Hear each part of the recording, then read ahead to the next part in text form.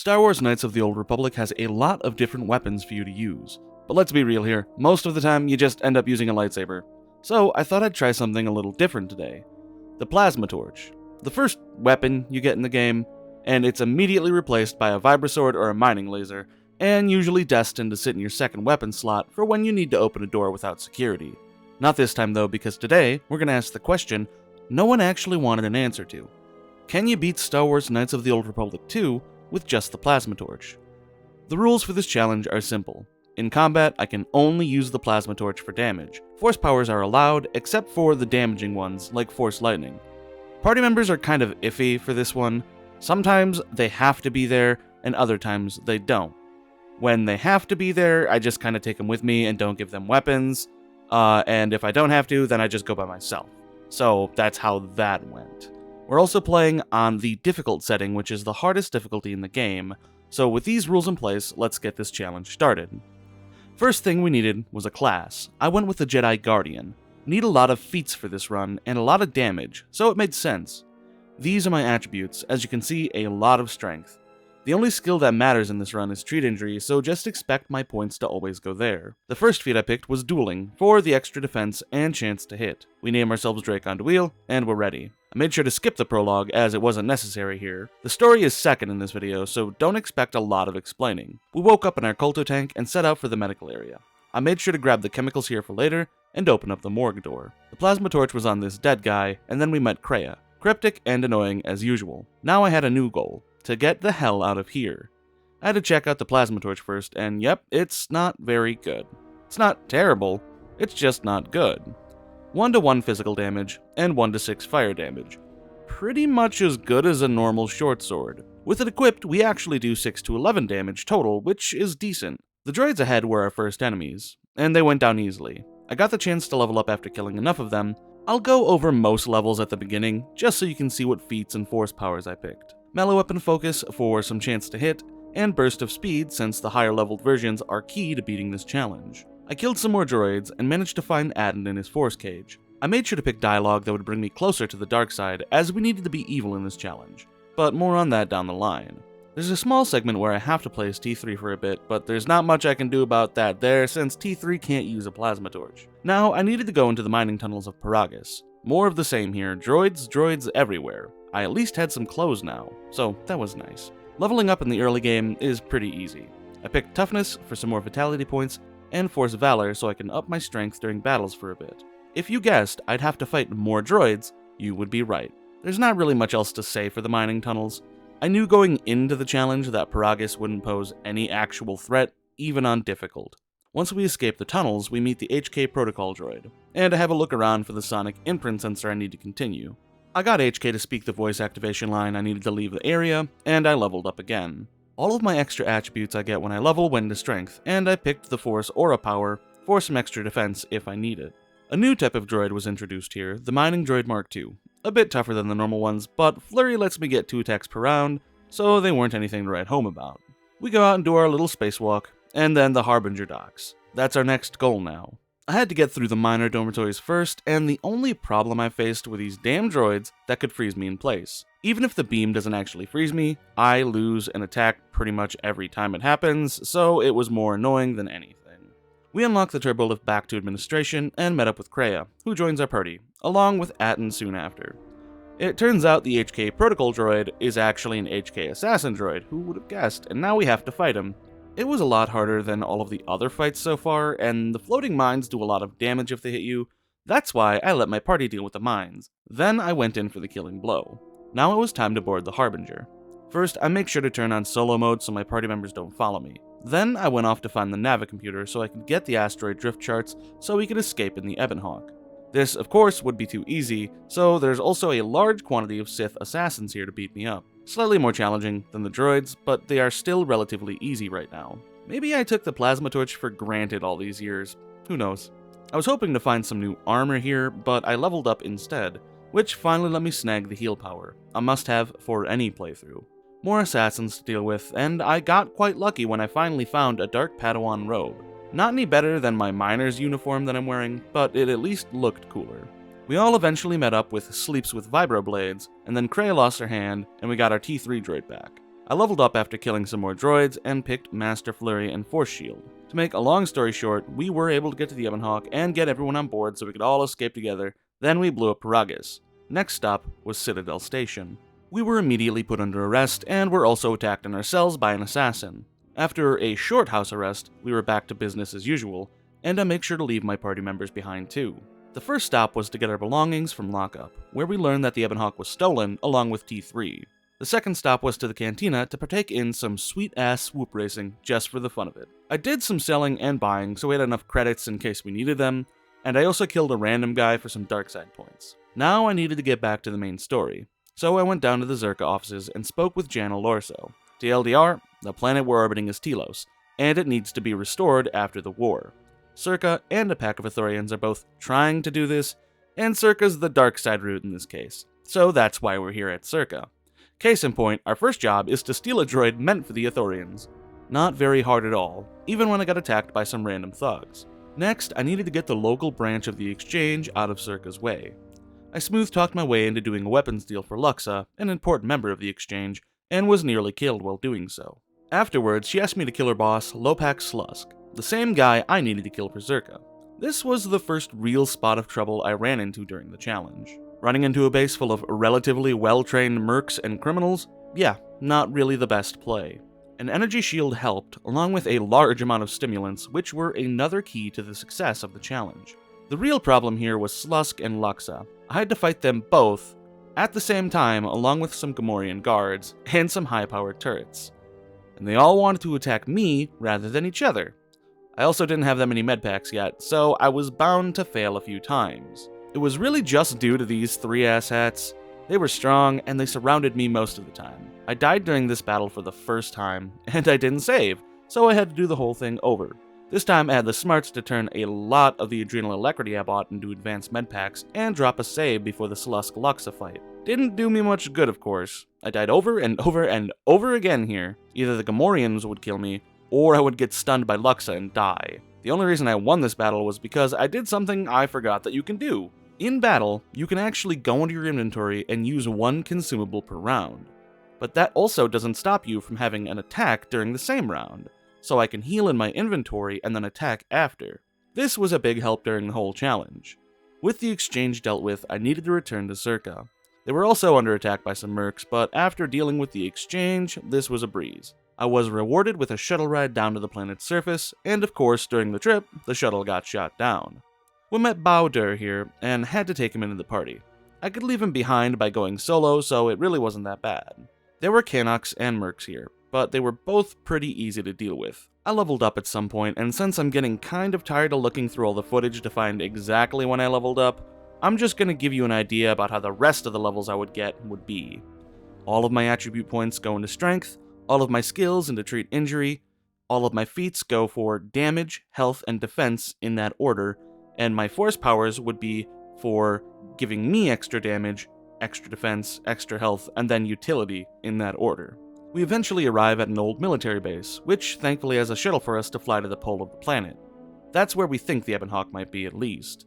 The droids here are much tougher than the ones we faced on Peragus, oftentimes stunning me to go in for the kill. I also didn't have any more medpacks, so I had to wait around to use force heal. Sadly, I had to keep Bao-Dur close since he was needed to disable the force fields, but he was pretty much dead whenever combat happened, so that was okay with me. I eventually found a lab station and was able to make some advanced medpacks.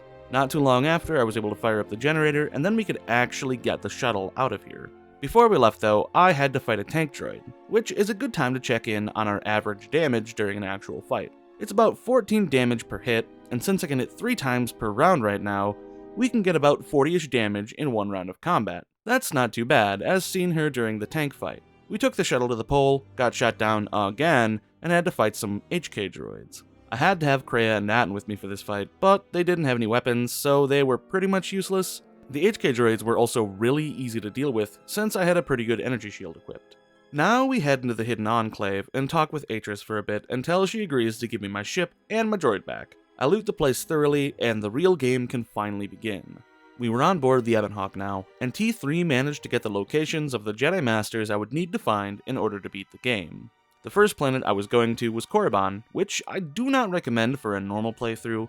It really makes you see how much they had to leave out of this game, as Korriban is incredibly short, so it just feels kinda boring, and doesn't set up the rest of the game well. I would recommend maybe going to Nar Shaddaa or Dantooine as your first planet, but for us, this is perfect.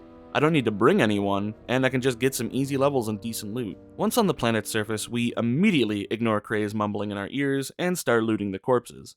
This makes some Hiss spawn, which are very powerful lizard-like creatures. They give good XP though, so it was worth it to kill as many as I could, without resorting to a glitch you can do later for infinite experience. The items outside of the remains of the Sith Academy weren't all that interesting, and I was also told not to go into the Shirek Cave yet by Kreia, so the only other place I could go was the Academy. It turns out that Darth Sion was here, aka sleeps with vibroblades. That meant there were bound to be a lot of Sith assassins hiding around the place, which turned out to be very true. Sadly, there's pretty much nothing else to do here for me.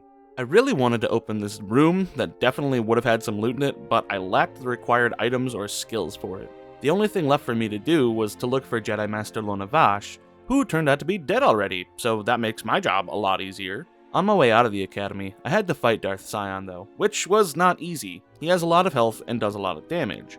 Thankfully, the game wants you to run away, so I didn't actually have to fight him too long. Now I could go check out the Shirek Cave from earlier. Would you believe that the cave was more of the same?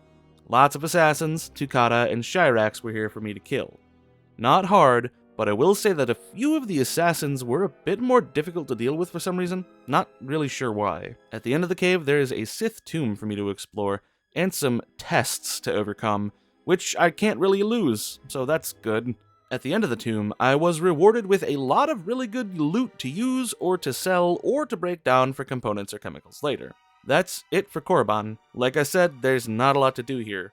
And while there is some decent story you can get, there's not really any quests. But that's okay. Back aboard the Ebonhawk, I was attacked by Visaz. I was attacked by a Sith. She does a lot of damage, but I only have to get her to half health to win the fight. The next stop on our journey was Dantooine, my favorite planet. Here we would find my arch-nemesis, Jedi Master Vrook. I was really looking forward to the fight against him. My first order of business was to enter Kunda, the main area of Dantooine, and start some of the quests I needed to do. Mainly visiting the old Jedi Enclave to see if Master Vrook was there. The plains of Dantooine are no longer filled with Kath-hounds, but rather Kinrath, which are much easier to deal with. I did have to fight a few Kath-hounds, and as you can see, they were almost too much to handle. I ended up killing some useless scavengers, and then went into the bowels of the Enclave. The only enemies to fight here are Legrex, and they were quite deadly most of the time. See what I did there? High health and high damage. I'd often have to attempt to take one or two from a pack somewhere else and whittle away at them slowly, otherwise I probably would have died a lot. To make matters worse, the Jedi Enclave was pretty big, so there was a lot to deal with. I eventually found myself face to face with a disciple who is completely useless to me in this playthrough. Behind him though were some dead mercs with signs of lightsaber damage. There was also a datapad saying that Master Vrook was in the Kinrath Cave, captured by the mercenary forces on Dantooine. Oh, I also found this guy named Joran and killed him so I could steal his stuff. On the way out of the Enclave, I was also attacked by this asshole who already warranted his death to me forever by just in general being an asshole. The funny thing is, he's super easy to kill. No wonder he needed like 4 other guys to attempt to help him. He is pathetic. Now that we knew where Vrook was, it was time to spring him from jail, even though we were just gonna kill him anyway. But there was something very important I had to do first. I had finally reached level 15, which meant I could pick a prestige class, and there was really only one obvious choice for me, the Sith Marauder. This class would let me do more physical damage as I leveled up, and came with a nice new force power called Fury, which would let me do more damage to enemies the more enemies I killed, at least while it was active. This was a big reason I needed to be on the dark side for this playthrough, and the other reason would be even bigger, but I never actually achieved it somehow. Once you hit the max dark side, you just do an extra 1d8 of damage. It would have been really handy, but I just never got to the max dark side. It's probably because I don't like to be mean to my companions, but maybe I should have done it just for this playthrough. Oh well. This new class would be helpful in the Kinrath Caves, so I set out immediately. The Kinrath in the cave are super easy to deal with, and I got myself some useless lightsaber crystals for my work. Then it was time to free Master Vrook from his force cage. The mercenaries here were also very easy to dispatch, and I freed Rook if only to immediately start fighting him. You can't kill him here, but I feel like this was really the game's way of messing with you, as he was also super easy to defeat, which is not the case the next time we have to fight him. Rook flees, and I follow after him. Once outside, the mercs ask me to help them overthrow what remains for a government on Dantooine, and I accept. I return to Kunda and tell them I'll help them too, which was a lie, just so I could tamper with their defenses within. I had Bowder help me out here since he was proficient with repair. Once I'm done messing with as much stuff as I can, it was time to fight Master Rook for real, and boy oh boy, did this really suck. Like a lot. The man can do upwards of 100 damage in one turn. He can also heal himself whenever his health gets low. Yeah, I can do that too, but I'm the main character. There are rules to this sort of thing. Stimming up before battle kind of helped, but not as much as I would have liked it to. The key to winning this battle was to whittle Rook down, then run away when you needed to reapply force powers or any of your stimulants. He can't catch you if you're using Master Speed or Adrenal Alacrity. That only helps so much though, because if he gets even one hit off on you, you'll lose like half of your health. So it comes down to a lot of luck, running around, and attempting to keep an energy shield on at all times. I died a lot here, but I eventually managed to win. Now's a good time for me to say, if you are enjoying the video, make sure to like it and subscribe if you are interested in more KOTOR content, as there will be more challenges coming up very soon. Also, leave a comment telling me how much you hate Master Rook. It's good for the algorithm, and it's good for me. With Rook dead, my time on Dantooine was over, so it was time to head back to the Ebonhawk. Anderon was our next planet, and I kinda forgot that you can't finish it immediately, but we'll get back to that later. We can't actually land on Anderon, so we land on its moon, Duxen. It's inhabited by a bunch of Canucks and Mandalorians, of course.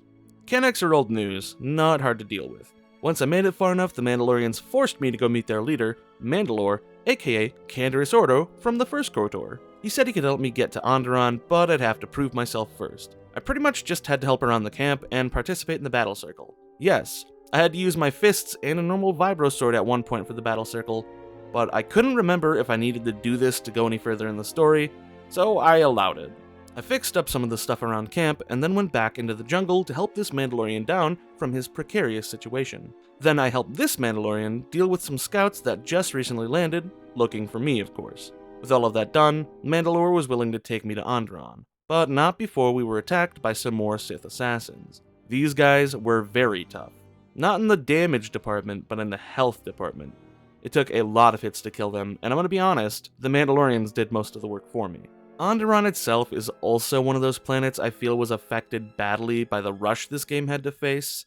It's what I would call another do-nothing planet. Pretty much the only thing I needed to do here was clear a doctor from being involved in a murder, which was not that hard to do. I eventually got the chance to meet with Jedi Master Kavar. It ended very abruptly when we were attacked by some of General Vaklu's men. It was a ruse, of course, to keep up appearances, I guess? I'm still not really sure, but I had to fight my way back to the shuttle. The plasma torch had become something of a good weapon at this point. There was very little difference in damage rolls, and I killed most things in one round of combat. I'm quite surprised with it at this point. We went back to Duxen and had to finish another planet before we could come back and finish Anderon, and there was only one planet left now, Nar Shaddaa. I will say, there's a lot to do on Nar Shaddaa, but I absolutely do not like it very much. I just personally didn't have fun with it. And that's okay, because it's still a pretty good planet at the end of the day. When we land, we are immediately told that we're not supposed to dock here, but I convinced this dude it was okay, and that'll be something to deal with later. I also randomly started playing KOTOR 1 for some reason and forgot to stop recording, so there's that, I suppose. The first place to stop was the refugee sector, which does not have that much for me to do in this playthrough. I just helped the exchange with the slave problem and left. I didn't really feel the need to help the refugees or to kill the Sirocco gang in this playthrough. Once I left the sector, my comeuppance was upon me. The Ebonhawk has been boarded by Red Eclipse slavers, which sounds bad, but wasn't actually so. I'm managing about 20 damage a hit right now, and 4 attacks per round nets me about 80 damage a turn. I also have a pretty high health. Mix that with the ridiculous amount of life support packs I made, and this was a cakewalk. So, long story short, I didn't want to do any of the quests here really, so I ended up paying this cute little guy some credits to help me get noticed by the exchange, and it worked. Immediately after I left the cantina, I was contacted by Visquis and told to meet him alone at the Jek Tar bar. Since I'm on the dark side this playthrough, I get to hang out with Hanhar for a bit, before Atton steps into the spotlight. Now, I didn't use a plasma torch for this fight the first time I did it. Once I beat the Twi'lek sisters though, I did reload and made sure to unequip the plasma torch for my main character, so Atton could use it for this fight. I kinda thought it would be harder, but not really. It was pretty easy. I of course made sure to level up Atton specifically for this fight, so lots of feats he wouldn't normally get, mostly revolving around melee weapons. I can out-heal any damage they do to me with life support packs, so it was a cinch of a fight. Next, I got knocked out by Mira and have to play as her for a bit. For some reason, she didn't have the spacesuit on for this part, even though she should. Weird glitch, I guess. She gets captured by Visquis, and then I get to storm the bar as the Exile. The only thing I can say here is that it was not tough to kill these guys, but there sure were a lot of them. Once we reach the secret entrance to Visquis' base, we switch over to Hanhar for a bit and get to kill Mira. I made sure to specifically build him for high health and melee combat. The battle was pretty much over before it started. Then Hanhar gets betrayed, imagine that, and I have to help the Exile get into the base. I had to kill a few bounty hunters, but when I found the exit, I just kinda left so I could clear the rest with the Exile later. The bounty hunters were pretty weak, and I made sure I cleared them all and looted what I could before getting captured once again, this time by Goto. T3 saved the day by getting some ship IDs and stuff I needed to get captured by Goto's space shot, and then I sent Hanhar and Kreia to go retrieve the Exile. I made sure Hanhar had the plasma torch for this part, and while it wasn't super easy to deal with all the droids, getting to the Exile wasn't that much of a problem. I kinda just rushed to free him so he could do the rest of the work for me. Since I actually knew how to get off this stupid ship now, I made my way to the power generator and destroyed it. Super easy and simple. This caused some bounty hunters to attack, but at this point, no one was a match for the plasma torch. We escaped and blew up Goto's yacht to boot. Now it was back to Anderon. It turns out that the political factions were now at war, giving us the perfect opportunity to jump in and help the side we wanted. In this case, the General's side. But first, we needed to apparently kill some Sith in an old tomb with one party, and then we could assault the palace. Still not sure about that, I wasn't paying much attention. I ended up picking Hanhar, Atton, and Bao-Dur for this, but it would mainly be a Hanhar excursion. There were a lot of Sith here, and instead of taking the easy way out by using stealth, I went in there plasma a-flowin'. Not the best idea I've ever had, I'll tell you that. So far, this was probably the most challenging section of the game to just get through. The Sith just kept coming. But I also had a hell of a lot of stims active and Fury, which allows Hanhar to do more damage as he kills more enemies. What's the inside of this tomb like, you might ask? A plethora of Sith and some complicated-ass math puzzles. You know, that brings something up. Why are almost all of KOTOR's puzzles math-related? I'm not good at math, no matter how basic the equation is, man. I did sit down and figure out the first puzzle instead of just Googling it, but that was not the case for the rest of them. Now, with all of the puzzles done, there were 3 Sith Masters against 1 target, which is kind of not fair. Who would have imagined? The key to this fight, like so many difficult ones have been so far, is to heal in the menu every single turn you can. Is it cheeky? Yes. Do I care? No. Now the Sith Masters were defeated, and I could storm the palace. Thankfully, this was a lot easier. The Royalist guards are all pushovers, and I faced no challenges until I actually got to the palace. And the only reason the palace was slightly harder is because they had a few Dark Jedi. It wasn't too long before I was in the Queen's chamber getting ready to fight Master Kavar. He does a lot of damage, if I let him, but I also take half of his health in one hit, so you can kind of imagine how the battle went for him. I find it funny how the only Jedi Master so far that's actually given me a problem was Vrook. Afterwards, I also get the chance to kill the Queen, which was actually harder than fighting Master Kavar, if only because she had way more health. Now we have finally dealt with all of the Jedi Masters, and I won't lie, I don't want this video to be over 30 minutes if I can help it, so I'm just gonna minorly touch on the majority of the endgame stuff until we get to the last 2 battles. Back to Dantooine, where we were betrayed by Kreia, imagine that. The Headmaiden takes Kreia to Atris's Enclave, and we have to go chasing after them. Headmaiden puts up a good fight against Atris, but loses anyway, and then I have to step in and sock the crap out of her with my trusty plasma torch. Not a hard fight. Afterwards, we go back to Citadel Station and get ready to board the Harbinger. We need to blow it up by setting some bombs. Wouldn't you know it though, there are a lot of Sith on the ship. Nothing I couldn't handle. After we explodinate the ship, we get to meet Karth. I love this man. Then it was time to go to Malachor V for the final fight. The Storm Beasts on Malachor don't have too much health, but man do they do a lot of damage, so I had to be somewhat careful. I make it near the end, and then I have to do a stealth mission with remote. Not very important, but it's worth mentioning. Now I was in Trey's Academy, or whatever it's called, and yes, it was hard.